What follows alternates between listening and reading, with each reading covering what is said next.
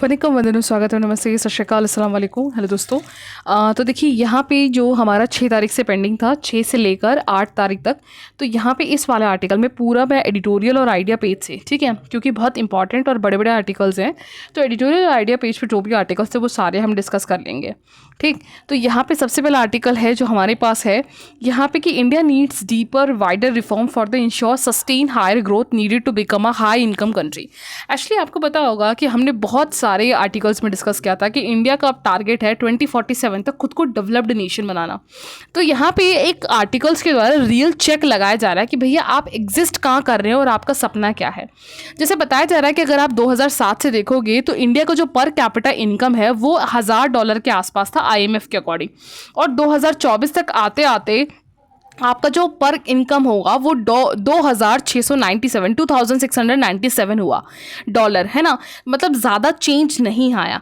और वहीं अगर आप अपने आप को लोअर लेवल से, मिडिल लोअर से अपर इनकम में पहुंचाने चाह रहे हो तो वर्ल्ड बैंक के अकॉर्डिंग आपके पर कैपिटा इनकम नियरली $4516 होना चाहिए, यानी हर बंदा कम से कम $4500 कमा रहा हो। ठीक है, तो यहाँ पे IMF ने बताया कि इंडिया को इस चीज़ के कट ऑफ को क्रॉस करने में नियरली 2029 तक टाइम लगेगा। ठीक है, लेकिन यहाँ पे भी जो है, लेकिन वर्ल्ड बैंक ये बताना चाह रहा है अगर आप इंडिया का ट्रैक देखोगे तो इंडिया 2032 तक सिर्फ और सिर्फ मिडिल इनकम इकोनॉमी ही तक ही जो है वो अपने आप को बूस्ट कर पाएगा। डेवलप्ड नेशंस का जो सपना उसका 2047 है वो थोड़ा क्वेश्चन मार्क है, ये वर्ल्ड बैंक का कहना है। तो यहाँ पे अब ये चैलेंज आ जाता है कि भैया इंडिया किस तरीके से अपने आप को डेवलप्ड नेशंस घोषित करेगा 2047 तक, क्योंकि रियलिटी तो आपके सामने है जहाँ आपका अभी $2500 ही है, आपको $4500 तो पहुंचाना है। जब 4.5 को क्रॉस कर $5000 $6000 हो जाएगा या $10,000 हो जाएगा पर बंदे का, तब जाके आप डेवलप्ड नेशंस में आओगे। ठीक है, तो यहाँ पे जैसे अगर आप कुछ नेशंस के एग्जांपल्स देखोगे ना, जैसे इन्होंने बताया है कि जैसे साउथ कोरिया है, सीज़ेक रिपब्लिक है, रोमानिया है, ये नेशंस भी इन्होंने मिडिल लेवल को ही क्रॉस करके हाई इनकम लेवल देखोगे। लेकिन वहीं जैसे कि ब्राज़ील है, साउथ अफ्रीका है, मलेशिया है, इन्होंने अभी तक इस लेवल को क्रॉस नहीं किया और ये एक ट्रैप में फंस गया है, मिडिल इनकम के ट्रैप में। मिडिल इनकम के ट्रैप में फंसने के बाद ना तो ये लोअर में गए, है ना, लोअर तो मैं ऑब्वियसली नहीं जाना क्योंकि यहाँ से क्रॉस कर गया, अब ये लेकिन अपर में नहीं जा पा रहे। तो कहीं इंडिया के साथ भी ऐसा ना हो जाए कि ये मिडिल ट्रैप में फंस जाए। तो अब इंडिया को क्या करना चाहिए कि यहां से ये मिडिल ट्रैप में ना फंस के ये एस्केप हो जाए। तो यहां पे वर्ल्ड बैंक के अकॉर्डिंग बताया गया है कि इंडिया को नियरली कम से कम 7.8% जो है अपनी GDP की ग्रोथ को रखना होगा ताकि वो 2047 तक आते आते वेल डेवलप्ड हो जाए, है ना। तो यहाँ पे देखिए कोविड-19 की वजह से भी जो है काफ़ी इंडिया को क्लैशेस देखने पड़े, लेकिन उसके बावजूद भी आपकी ओवरऑल जो 2 डिकेड के प्रायर कोविड पेंडेमिक क्रॉस करने के बाद भी आपकी इकोनॉमिक ग्रोथ जो है 6.7 तक है। तो ये जब लंबे टाइम तक बना रहेगा ना, तब जाके ये आपके लिए एक फिजिबल होगा, ये एक बहुत ही ईजिली हो पाएगा कि आप 2047 तक अपने जो ड्रीम्स हैं उसे अचीव कर पा रहे हो। ठीक है, इसके अलावा यहाँ पे बैंक के अकॉर्डिंग यहाँ पे इन्होंने बताया है वर्ल्ड बैंक ने कि आपको स्ट्रक्चरल ट्रांसफॉर्मेशन करने की ज़रूरत है, इंक्रीज करना है इन्वेस्टमेंट को, फैसिलिटेट करना है मोर प्रोडक्टिव जॉब्स को, टेक्नोलॉजी को, एडॉप्टेशन को, ताकि आपकी जो ग्रोथ है वो तेज़ी से बढ़े। यहाँ पे देखिए GDP का रेशो जो इन्वेस्टमेंट है, इन्होंने बोला है कि 2035 तक 40% इन्वेस्टमेंट रेशो, जो इन्वेस्टमेंट होगा जो GDP के रेशो को बढ़ाएगा वो 40% तक है। ठीक है, तो 2050 तक आते आते ये कम से कम फीमेल लेबर पार्टिसिपेशन में 55% जो है इंक्रीमेंट करेगा। ऑल तो यहाँ पे बताया कि अभी करंटली 33% जो GDP रेशियो को बढ़ाने में 33% वुमेन के द्वारा वर्क फोर्स की वजह से यहाँ पे GDP बढ़ने का रीजन है। ठीक है, तो लेबर फोर्स पार्टिसिपेशन जो है 15 और 15 से ज़्यादा काम करने वाले जो वुमेन है वो आने वाले टाइम पे 41% जो है इंक्रीज होगा।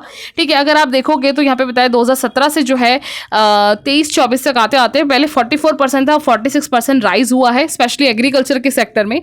तो आपको इस ग्रोथ को और सस्टेनेबल और ग्रोथ ट्रैजेक्टरी बनाने के लिए काम करने की यहाँ पे ज़रूरत है, सेंटर और स्टेट गवर्नमेंट दोनों को मिलकर। ठीक है, तो ये एक अच्छा आर्टिकल है, मेंस के हिसाब से बहुत अच्छा आर्टिकल है ये।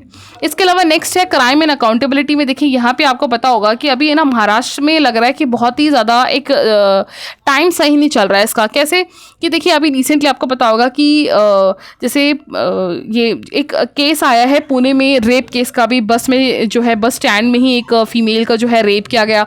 ऊपर से यहाँ पे काफ़ी ज़्यादा जैसे ये एक सेलिब्रिटी सैफ अली खान के ऊपर अटैक किया गया, है ना। इसके अलावा यहाँ पे जो है काफ़ी ज़्यादा मिनिस्टर्स के ऊपर करप्शन के चार्जेस लगाए गए, बहुत ज़्यादा ऐसा लग रहा है कि मंडरा रहा है इसके आसपास। तो इसी के आसपास क्या हुआ, अभी जो है यहाँ पे देवेंद्र फडणवीस ने भी बोला, जो चीफ मिनिस्टर है, कि यहाँ पे हमें जो है करप्शन को कंट्रोल करना है, इसके लिए हम काम करेंगे। तो यहाँ पे इनके ही मिनिस्टर हैं मिस्टर मुंडे, धनंजय मुंडे, इन्होंने क्या करा, रिज़ाइन कर दिया है अपने पोस्ट को। ठीक है, ये मिनिस्टर है ऑन सेशन। अभी जैसे ही बजट सेशन अभी महाराष्ट्र में रिलीज़ हुआ, उसके बाद इन्होंने अपनी रेजिग्नेशन दे दिया। लेकिन ऐसे देखने में तो ऐसा लग रहा है कि वाह यार कितनी अच्छी बात है कि मतलब स्टेट में अगर सही क्राइम्स हो रहे हैं, मतलब क्राइम्स बढ़ रहे हैं, करप्शन हो रहे हैं, काम सही से नहीं चल रहा, तो मिनिस्टर खुद रिज़ाइन कर रहे हैं। दैट मीन्स वो अपनी अकाउंटेबिलिटी ले रहे हैं। लेकिन यहाँ पे राइटर बता रहे हैं मुद्दा दूसरा है। मुद्दा क्या है, एक्चुअली December 9, 2024 को है ना, एक पर्सन का डेथ हो गया था मर्डर करके। ठीक है, वो पर्सन थे बीट्स गांव विलेज से। ठीक है, सरपंच थे 45 साल की उम्र के। एक्चुअली उन्होंने विंड मिल एनर्जी प्रोजेक्ट्स में होने वाले जो एक्सटॉर्शन बिड है, यानी जो गोटा घपला हो रहा था, जिसमें मिस्टर मुंडे यानी जो धनंजय मुंडे हैं वो इन्वॉल्व थे इसमें। जब उन्होंने इस पे कंसर्न रेज करा तो मिस्टर जो पर्सन है जिनका नाम संतोष देशमुख है, ठीक है, जो 45 साल के थे, सरपंच थे, उन्हें मार दिया गया, मर्डर किया गया। तो उसमें वो इन्वॉल्व है मिस्टर धनंजय मुंडे। ठीक है, तो इसी वजह से इन्होंने जो है रेजिग्नेशन दे दिया है। तो यहाँ पे राइटर बता रहे हैं कि ऑलरेडी यहाँ पे बॉम्बे में और भी चीज़ें देखने को मिल रही हैं हमें, जैसे सैफ अली खान जो सेलिब्रिटी है उनको उनके घर पे जाकर अटैक करना, है ना। तो ये सारी चीज़ें जो है साफ साफ दिख रही हैं। देखिए, आप में से बहुत सारे लोग होते हैं, क्या फ़र्क पड़ता है, क्या होता है ना कि देखिए कोई भी स्टेट्स में जब क्रिमिनल ऑफेंस बढ़ जाते हैं कि रेप हो रहे हैं, किसी भी सेलिब्रिटी के ऊपर अटैक हो जा रहा है ना, करप्शन चार्जेस हैं और उसमें बहुत बड़े बड़े मिनिस्ट्रीज जो हैं उसमें इन्वॉल्व है और पता भी है पब्लिक को, तो क्या होता है ना, ओवरऑल स्टेट्स का जो एक रेपो होता है ना वो डाउन हो जाता है। अभी महाराष्ट्र का जो ईज ऑफ डूइंग में रैंक है ना 2024 के अकॉर्डिंग 13वें रैंक पे है। और अभी रिसेंटली मिस्टर फडणवीस ने अभी एमओयू कम से कम 54 एमओयू साइन किया है, जिसकी वर्थ है 15 लाख करोड़ के आसपास। ठीक है, और ये सीधा फॉरेन डायरेक्ट इन्वेस्टमेंट है। आप सोचिए, अगर इसी तरीके से क्राइम केसेस बढ़ते रहेंगे, इसी तरीके से लेवल बढ़ता रहेगा, इनसिक्योरिटीज बनी रहेगी, तो जो देश में आने वाला, जो स्टेट में पर्टिकुलर महाराष्ट्र में आने वाला जो एफडीआई है वो सीधा डाउनफॉल होता जाएगा। ठीक है, तो ये इम्पैक्ट पड़ता है ओवरऑल जो है पॉलिटिकली एजेंडे का जो परफॉर्मेंस है वो आपके स्टेट के ग्रोथ में डायरेक्टली इम्पैक्ट दिखाती है। तो ये एक एग्जाम्पल है। ठीक है, तो मेंस के पर्सपेक्टिव से हो गया। इसके अलावा यहाँ पर डीलिमिटेशंस के ऊपर आर्टिकल है। देखिए, इस पे हमने बहुत आर्टिकल डिस्कस किए थे। आपको पता है डीलिमिटेशन कमेटी की जो पॉपुलेशन है वो 1972 के हिसाब से 1971-72 के हिसाब से सेंसस है, इसको फ्रीज कर दिया था 2026 तक 82 अमेंडमेंट के तहत, है ना, कि 2026 तक आप जो भी लोकसभा और राज्यसभा है उसकी मेंबर्स ऑफ पार्लियामेंट की सीट्स नहीं बढ़ाओगे, है ना। तो यहाँ पे अब 2026 आने वाला है तो इस पर कमेटी बैठ रही है ना। और अगर आप पूछोगे कि क्या हमारे कॉन्स्टिट्यूशन बोलता है डीलिमिटेशन बनाने के लिए, जी हाँ बिल्कुल बोलता है। आर्टिकल 82 जो है बाकायदा बोलता है कि आपको डीलिमिटेशन बनाना होगा। और अभी तक डीलिमिटेशन कमेटी 4 बार गठित हो चुकी है, 1952, 62, 72, 76 में, और 2001 में सबसे पहले अमेंडमेंट 42 अमेंडमेंट के तहत इसे पोस्टपोन कर दिया गया, बोलते हुए कि आप जो है, सॉरी मैंने 82 अमेंडमेंट बोला था, वो 42 अमेंडमेंट है ना। 2001 में बोला था कि 2026 तक जो है इस रेशो को, यानी जो मेंबर ऑफ पार्लियामेंट्स की सीट्स हैं उसे फ्रीज कर देना है। 2026 भी आ गया, तो जब जैसे ही स्टेट्स की तरफ से, सेंटर की तरफ से बात चली, तो यहाँ पे आपको पता है सबसे पहले सदर्न स्टेट से जो है कंसर्न रेज उठने लग गया। तो यहाँ पे राइटर बता रहे हैं इसका रीज़न, देखिए ये आपको भी पता है, क्योंकि सदर्न स्टेट्स में 1990 के बाद से अगर आप देखोगे या 1970 के बाद से भी अगर आप देखोगे तो पॉपुलेशन कंट्रोल में सदर्न स्टेट्स ने बहुत अच्छा परफॉर्मेंस किया एज कंपेयर नदर्न स्टेट्स के। तो यहाँ पे पॉपुलेशन इनकी तो डाउनफॉल हो गई और इनकी बढ़ी गई।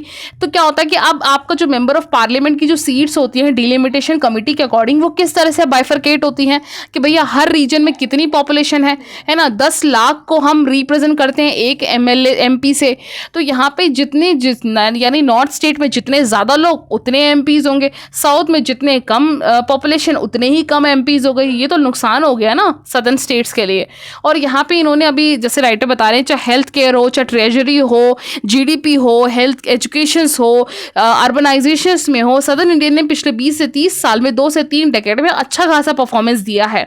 ठीक है, और नदन की तरफ से कहीं ना कहीं growth trajectory, unemployment, poverty, inadequacy ज़्यादा बढ़ी है। तो कहीं ना कहीं ऐसा लग रहा है कि साउथ तो जो है ग्रोथ की तरफ बढ़ रहा है, नॉर्थ इसको और पीछे की तरफ खींच रहा है। तो इसी को बोलते हैं रेड क्वीन इफेक्ट। ठीक है, आप एक बुरी चीज़ को हटा हटाने में लगे पड़े हो, लेकिन उतना ही आपको पीछे की तरफ धकेला जा रहा है। ठीक है, तो ये चीज़ राइटर बता रहे हैं। ऊपर से राइटर यहाँ पे कुछ चीज़ें बता रहे हैं, जैसे कंसर्निंग क्या है यहाँ पे देखिए, अगर डीलिमिटेशन कमेटी इस बार अपडेट होती है तो इशू ये है कि एक तो ये पॉपुलेशन का इशू है, ठीक है, कि पॉपुलेशन साउथ में बहुत कम है, नॉर्थ में कम है, तो अब इसका क्या सोल्यूशन निकाला जाए। दूसरी बात, 2023 में जो वुमेन रिप्रेजेंटेशन बिल पब्लिश हुआ था, तो है ना, ये जो बिल पास हुआ ना, इसमें देखिए क्या था वुमेन रिजर्वेशन बिल 2023 में, कि भैया वुमेन को जो है पार्लियामेंट में आप रिजर्वेशन दो, है ना, सीट्स का 33% का। वो सिर्फ बातें चल रही थी अभी तक। अब 2023 में फाइनली रिजर्व सीट हो गई। लेकिन इसमें एक क्लच है। इसमें क्या क्लच है कि ग्लिच ये आ गया कि इसमें इसकी जो सीट्स है ना वो 2090 के बाद ही जो है पार्लियामेंट बैठेगी, उसमें इसको इम्प्लीमेंट किया जाएगा और आपकी डिलिमिटेशन कमेटी 2026 में बनेगी। ठीक है, तो यानी अब जो है आने वाली ये डिलिमिटेशन, 5th डिलिमिटेशन में भी वुमेन्स के रिप्रेजेंटेशंस नहीं होगा। तो ये एक इशू है यहाँ पे। दूसरा इशू ये है, यहाँ पे बताया जा रहा है कि अगर आप डेटा देखोगे ना शेड्यूल कास्ट और शेड्यूल ट्राइब की, पिछले 2001 के बाद से जो है सेंसस में काफ़ी इंक्रीमेंट हो गया। अभी 2021 का एक तो सेंसस हमारे पास नहीं है, तो एक्यूरेट डेटा हमारे पास नहीं है, लेकिन यहाँ पे बताया जा रहा है कि SC की पॉपुलेशन जो है, बिहार के कास्ट बेस्ड सर्वे में बताया गया है कि SC की पॉपुलेशन वहाँ 15 से 19% हो गई है और ST की पॉपुलेशन 1.2 से 1.6% हो गई है। तो ओवरऑल यहाँ पे SC ST की जो कम्युनिटी है वो पॉपुलेशन भी इंक्रीज हुई है। तो यहाँ पे उनके रिप्रेजेंटेशंस की सीट बढ़ेगी या नहीं बढ़ेगी, तो ये थोड़ा क्वेश्चनेबल है ना, चैलेंजिंग है। तो यहाँ पे प्योरली जब सीट्स आप जो है ओवरली पॉपुलेशन बेस बनाए जा रहे हो, तो जो हिंदी हर्ट लेना, यानी आपका राजस्थान, UP, MP, बिहार, ठीक है, मध्य प्रदेश, झारखंड, तो इन स्टेट्स में ज़्यादा पार्लियामेंट की सीट्स टिल्टेड होती दिख रही है रेदर देन आपके सदर्न स्टेट्स में। ठीक है, तो यहाँ पे एक्सपैंड जो पॉपुलेशन होगा ना, वो लोकसभा में भी इन्हीं का ही होगा, इन्हीं के रिप्रेजेंटेटिव्स होंगे। तो ये कहीं ना कहीं एक प्रॉब्लमेटिक होगा। मेजॉरिटी ऑफ जो सदर्न स्टेट्स है वो बहुत ज़्यादा इसके लिए जो है अगेंस्ट दिख रहे हैं। ठीक है, तो अल्टीमेटली यहाँ पे ये है कि हमें ओवरऑल जो है डीलिमिटेशन एक्सरसाइज को बहुत ही ज़्यादा कॉम्प्लेक्स नहीं करना है ना। कॉन्स्टिट्यूशन लॉ, पॉलिटिकल इंटरेस्ट को ध्यान में देते हुए जो है इसे फेयरली और इक्विटेबल रिप्रेजेंटेशन करना बहुत बड़ा काम है। ठीक है, क्योंकि ये इतना बड़ा एक डेमोक्रेट कंट्री है, रॉबस्ट है, ब्रॉड कंजर्वेशंस हैं यहाँ पे, कंसेंसस बिल्ट है यहाँ पे, अलग अलग पार्टीज हैं, रीजनल लेवल की, रूरल पार्टीज हैं, नेशनल पार्टीज हैं, सबके अपने अपने लेवल्स होते हैं। ठीक है, और यहाँ पे ना अब जैसे बताया जा रहा है कि 127 कॉन्स्टिट्यूशनल अमेंडमेंट बिल ने भी ये सजेस्ट किया था कि इंडिया धीरे धीरे ना डच पॉलिटिकल साइंटिस्ट एरेंड लिजबर्ट की तरफ बताई हुई चीज़ों की तरफ ही शिफ्ट हो रही है। मतलब डच पॉलिटिशियन ने क्या बताया था, मिस्टर एरेंड ने, कि इंडिया की पॉलिटिशियन अब धीरे धीरे क्या होगा, जो मेजॉरिटी पार्टी होगी ना उसी की ही ज़्यादा चलती हुई दिखेगी, है ना। उनकी जो क्वालिटी है, जो इलेक्टोरल डेमोक्रेसी है, रेजुवेनेट है, जो भी होगा वो सब मेजॉरिटी पार्टीज की तरफ से ही वो एक रिफ्लेक्शन दिखता हुआ चलेगा। ठीक है, तो ये चीज़ जो है यहाँ पे कंसर्निंग है जो राइटर बता रहे हैं। ठीक, इसके अलावा नेक्स्ट आर्टिकल है यहाँ पे शी स्टिल राइजेज, यानी आपका जो है सबसे मेन चीज़ है, देखिए आपको क्या है, 8th आपको पता होगा 8th जो मार्च होता है वो वुमेंस डे होता है। तो वुमेंस डे पे ये आया वो आर्टिकल है कि फीमेल्स को हमने कितना आगे अब तवज्जो दिया है हमारे नेशंस में। ठीक है, तो यहाँ पे ओवरऑल आपको पता है, यहाँ पे जो मेजर डेटा लिखा हुआ है ना वो है वुमेन्स के फीमेल ग्रॉस इनरोलमेंट रेशियो पे 2017 के कंपैरेटिवली। अगर आप जैसे नीट वगैरह में देखोगे ना, तो जितने मेल है ना उतनी ही फीमेल भी इनरोल्ड होती हैं। तो दैट मीन्स यहाँ का रेशियो बहुत ही अच्छा है। लेकिन वहीं अगर आप वर्किंग पॉपुलेशन में देखोगे तो मेल का और फीमेल का जो रेशियो है वो बहुत लो है।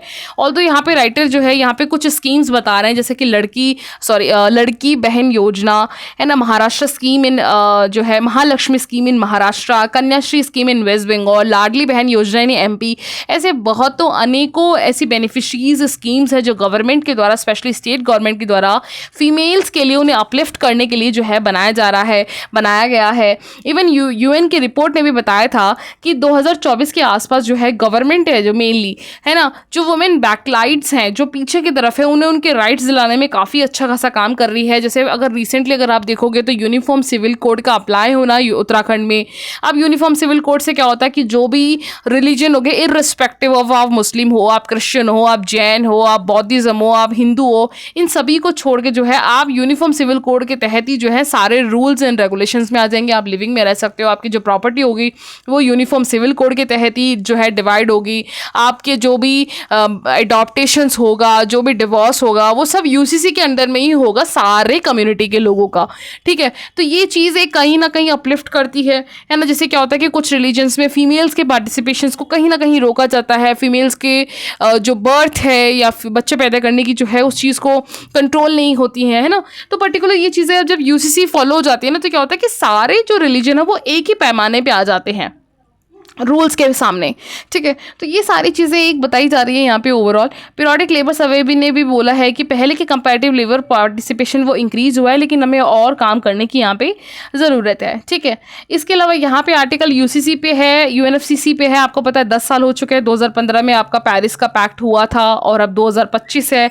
अभी तक कोई खास हमारे पास काम करता हुआ दिख रहा। लास्ट अभी जो हमारा अजरबैजान में 29th यूएनएफसीसी जो हुआ था, यानी आपकी जो मीटिंग हुई थी, उसमें ओवरऑल 300 बिलियन पैसा देने की बात हुई है कि जो डेवलप्ड नेशंस हैं वो डेवलपिंग को 300 बिलियन देंगे, वो भी 2030 के बाद से, है ना। लेकिन इससे ज़्यादा हमने अभी तक जो है अपने आप को कहीं ना कहीं लैक ऑफ ही कर रखा है। और अभी रिसेंटली ब्राज़ील की में जो मिनिस्टर्स हैं उनके क्लाइमेट एक्शंस पे जो मीटिंग्स हुई, उन्होंने भी कहा कि यहाँ पे नेशंस के कमिटमेंट्स पे फोकस करने की ज़रूरत है। ऐसा कुछ खास और है नहीं इसमें, ठीक है।